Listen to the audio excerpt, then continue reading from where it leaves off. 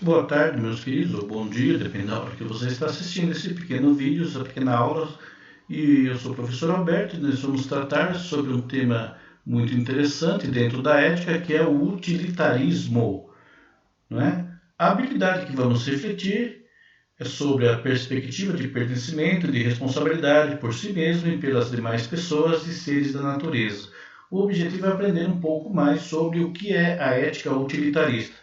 E faremos isso através dos seus principais representantes, que são Jeremy Bentham, um magistrado inglês, e olha que interessante, o seu sobrinho, John Stuart Mill. Tiramos esse conteúdo aí desse link que eu deixo para vocês, do Brasil Escola, tá? Onde eu me baseei um pouco para falar sobre esse tema. Utilitarismo é uma teoria, né? Uma doutrina ética que tem aplicações imediatas na economia, mas também pode ser aplicada à política. Em suma, é uma corrente que visa mais a intenção do agente moral do que a própria ação, tendo como medida definitiva para saber se a ação moral foi boa ou ruim o próprio resultado da referida ação. Então, para o utilitarismo, uma ação é válida se ela for útil. Às vezes vocês recordam que eu falo, nossa, mas você, rapaz, é um inútil. E os alunos falam, mas professor, você está me xingando? Exatamente o contrário, meu querido. Filosoficamente, uma pessoa inútil é aquela que tem valor em si mesma e não precisa de ser útil, uma utilidade para daí atribuir um valor a ela. Entenderam? Por exemplo, o empregado de uma empresa, ele é útil enquanto eu posso explorá-lo para o mecanismo capital de geração de lucro para mim, patrão. E se ele não gera mais esse lucro por N fatores, ele é inútil. Então, quando alguém falar que você é inútil no conceito filosófico, significa que você tem um valor em si mesmo e não pela utilidade que tem para os outros. Logo, por exemplo, digamos, o amor é inútil, porque o amor tem um valor em si mesmo e não um valor prático de me fazer algo, né? Se assim for, estou vivendo mal o amor. Mas voltemos aqui ao utilitarismo. Por exemplo, o que vale aqui é a intenção do agente moral. Isso é interessante pensá-lo, porque outros autores, por exemplo, Kant falará que é o contrário. Mas, imaginemos um livro intitulado O Pequeno Príncipe, que se os senhores e as senhoras ainda não o leram, estão perdendo uma magnífica obra de cunho universal, né? O Pequeno Príncipe, um livro pequeno, muito bonito. Deveriam vê-lo. Procurem a professora Tia Cíntia, né? Ao acabar essa aula e fale, Tia Cíntia, onde acha o Pequeno Príncipe? De autoria de Antoine de Saint-Exupéry. E lá nesse pequeno livro, quero pensar que a maioria o leu, há um pequeno diálogo entre o príncipe, né? O pequeno príncipe e a raposa. E o pequeno príncipe primeiro vê a raposa nos trigais, o seu pelo se contrasta, o seu cabelo contrasta-se com o trigal, né? O pequeno príncipe loirinho, o trigo amarelinho, a raposa fica comendo, o pequeno príncipe volta no outro dia, a raposa vai se aproximando, até que ao final cria-se um laço de amizades entre eles. Segundo a ética utilitarista, né, o pequeno príncipe é sim responsável, porque ele cativou a raposa, porque uma das frases principais do livro é você é responsável por aquilo que cativa. Né? Mas o Pequeno Príncipe poderia ter dito, não tenho nada a ver com isso, não quis cativá-la. A minha intenção como agente moral não foi cativá-la. Não é? Eu apenas estive ali e ela se interessou por mim, pelo meu modo de ser, pelos meus cabelos assim assado, confundiu-me com um trigo, mas não foi a minha intenção moral. Para o utilitarismo, a culpa sim é do Pequeno Príncipe. Você realmente teve essa intenção de, não é? Mas vamos aprofundar aqui no... Aí há um quadro, né, de Jeremy Bentham, né, bonito, onde se trabalha o hedonismo quantitativo. Então, primeiro vamos ver o que é hedonismo. Hedonismo vem do grego hedon, significa prazer. E o hedonismo será tema também no terceiro ano, se eu não me equivoco, do terceiro ou quarto bimestres. Então, aguentemos firmes para chegarmos lá e vermos o hedonismo moderno. O hedonismo é busca do prazer pelo prazer. Eu tenho que satisfazer a minha questão, tanto pessoal de cunho corporal, ou de cunho moral, ou de qualquer outro aspecto da minha vida, de maneira a buscar o prazer. É uma ética, às vezes, considerada até animalesca, porque o animal é aquele que busca o prazer e despreza a dor em qualquer situação, não é? Já o ser humano, ele ultrapassa um pouco, ou deveria ultrapassar esse hedonismo. Por quê? Isso é uma experiência que vocês devem fazê-la, né? Se você tem, às vezes você abre mão de um prazer, assume uma dor pela felicidade do outro, não é? A mãe é um exemplo clássico. Quantas vezes a mãe deixa de dormir à noite porque o seu filho está passando mal e ela fica, né, ela abre mão de um prazer que é dormir e assume uma dor para cuidar do seu filho, um prazer do outro, não é? Que é o prazer quantitativo. O agente moral deve sempre realizar um cálculo para prever o resultado de sua ação. Entre as possibilidades, o agente deve optar pela ação que proporcione a maior quantidade de prazer, por isso quantitativo, ao maior número de pessoas possível e pela maior quantidade de tempo possível.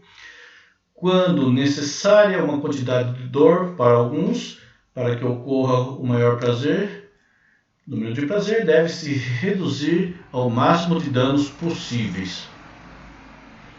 E aí a gente pode pensar em muitos exemplos.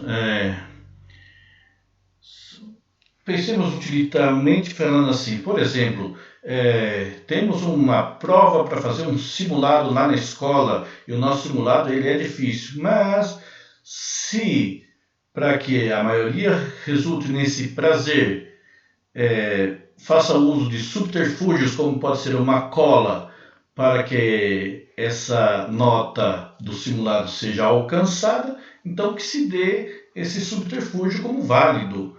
Então, uma das questões éticas para o utilitarismo que deve ser medido no encontro do prazer à minha pessoa ou ao grupo, não é? Porque deve ser para a maioria, um dos critérios éticos é o prazer, entendeu?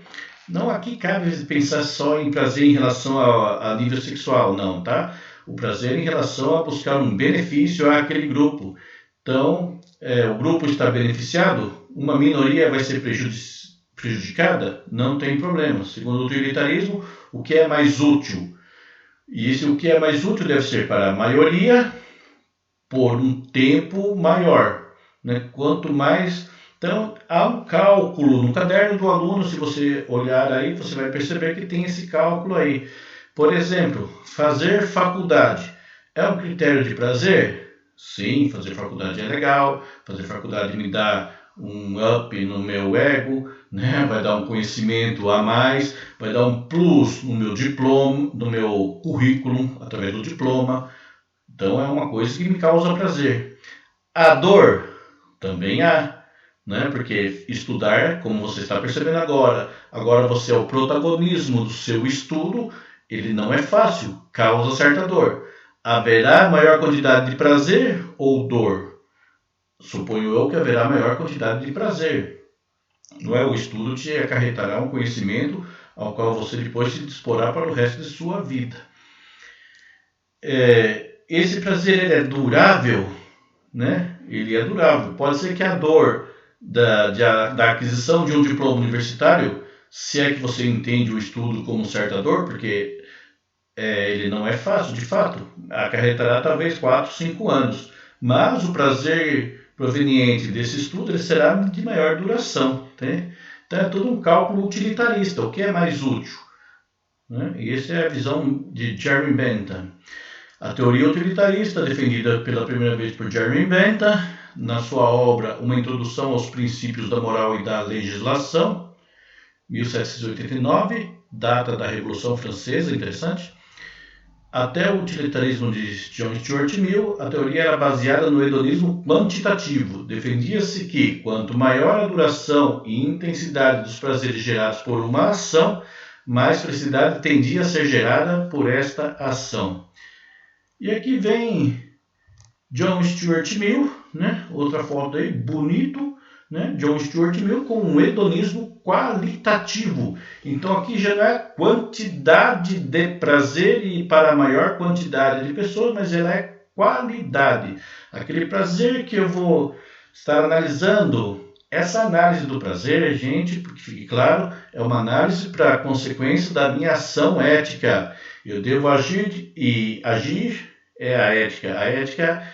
A ética e a política são, digamos, as partes práticas da filosofia. Muitas vezes a gente pensa, bom, a filosofia é tudo teórica, não é? Porque tem a metafísica, tem a lógica, tem outra, né, epistemologia, mas tem duas, digamos assim, disciplinas, duas áreas do conhecimento filosófico que são práticas. E uma é a política, que nós estudaremos com mais afinco no terceiro ano, e outra é a ética, que nós estamos estudando todo esse segundo ano. O que é a ética? A ética é o meu agir em sociedade. Como eu ajo, como eu atuo. Eu atuo da mesma maneira se alguém está me observando ou se alguém não estou sendo observado, sou o mesmo, né? Esse é um princípio ético básico. Então, o hedonismo quantitativo é um agir. Devo agir eticamente pela qualidade do prazer que aquela ação proporciona. O agente moral deve visar como finalidade a uma ação moral que beneficie o maior número de pessoas da melhor maneira. E caso seja necessário prejudicar alguém em detrimento da maioria, que os prejuízos sejam os menores possíveis, prevalecendo a qualidade daquele prazer. Então, a gente vê que tem os dois tipos. Quantitativo, quantidade de prazer, medindo-se todas a questão do tempo, da duração, da dor causada ou da dor não causada. E a qualidade, coloca aqui Stuart Mill. Qual é a qualidade desse prazer? Ele é muito, ele é pouco, quais são as consequências? Por exemplo, um casal namorado. Namorar é muito bom, você está lá com a sua namoradinha, com o seu namoradinho, e num determinado momento há uma excitação, porque os corpos começam a roçar-se, e você deveria parar de maneira fria, calculada, tomar um pouco de água e falar: amor, carinho, minha paixão, minha vida, te amo muito, mas nesse momento não estamos prontos para ter essa relação de maneira sexuada, porque as consequências da ação podem não ser boas, ou não estamos prevendo quais são. Então era a hora de você tomar um banho frio, voltar e pensar, realmente, a ação em si me dará prazer? Suponho eu que sim, não é? Essa ação tem uma duração de prazer duradoura? Convenço-vos que não, né? A duração não é tão longa como poderia ser a pressuposta dor que virá, porque pode ser que naquele momento, por despreparo, porque não é o momento adequado, por N fatores, por uma suposta doença ou uma gravidez indesejada, a dor da consequência daquele ato prazeroso que foi mínimo pode ser muito grande. Então, segundo o utilitarismo, não seria o momento de fazê-lo, não é? Não seria o momento. E eu, como pai, e vocês, como representantes dos meus filhos, agradeço muito para tomar um banho frio e aguentar firme aí, meu filho. Então, esse é o pensamento do utilitarismo. Stuart Mill defende em 5 capítulos uma versão sofisticada do utilitarismo que se baseia no hedonismo qualitativo. Durante a avaliação de uma ação, além da intensidade desse prazer e da duração do prazer, devemos levar em conta a qualidade dos prazeres gerados por ela. Mill distingue como superiores e inferiores, de acordo com a sua natureza intrínseca. São superiores os prazeres do intelecto, emoções, da imaginação e dos sentimentos morais, e são inferiores os prazeres corporais. Está vendo aí o que eu disse, meu filho? Aguenta firme. é superior você ter um prazer de cunho intelectual. Por quê? Uma é que ele não é tão fácil de ser atingido. Por isso que muita gente, no decorrer dos estudos, dizem: eu não aguento mais, eu não quero mais, porque é difícil. E de fato o é. Mas o prazer que vai ficar na sua mente, do conhecimento adquirido, daquilo que você ampliou, né, de capacidade de enxergar o mundo ao seu redor, e também da ajuda que você também poderá dar à sociedade, né, ela é muito superior ao prazer mero corporal. Corporal não se refere apenas, né, eu citei o exemplo aqui da questão sexual, mas pode ser comer, pode ser beber. E exageradamente, todas as coisas nesse sentido corporal, elas afetam-nos de maneira negativa. Se você comer muito, te afetará de maneira negativa, como se você comer pouco. Tem que ter um equilíbrio ali, que a gente vai estudar isso quando chegar na ética aristotélica, lá pelo 3º ou 4º bimestre desse ano ainda, Deus mediante, não é? Pois, meus queridos alunos, aqui terminamos a aula sobre o utilitarismo, deixando claro então que a ética utilitarista ela é uma ética baseada na ação do agente moral. Você tem que calcular o seu agir de maneira a pensar a qualidade da sua ação, a quantidade, se aquilo de fato valerá a pena nesse momento para você. Deixo também aqui nessa aula, comparto com vocês um vídeo de um professor explicando com exemplos mais claros a diferença de um utilitarismo de Jeremy Bentham e de Stuart Mill, né? Espero que tenha ficado claro. Também foi se repartido para os senhores e as senhoras, através dos seus devidos tutores, uma lista de plantão de dúvidas. Caso haja dúvidas em relação a isso, também se pode pesquisar em outros meios da internet, mas aqui estou eu para tentar saná-las, tá? Só entrar em contato comigo nos horários ali destinados a essa nosso plantão e vou tentar fazer o melhor que posso. Espero que essa aula tenha sido agradável, perdoe por os exemplos mal falados, né? E fique com Deus, ajude a mãe em casa e firmes aí que oxalá logo essa pandemia, né, seja detida, seja superada e possamos voltar melhores do que éramos antes. Um grande abraço a todos, fique com Deus e até a próxima aula.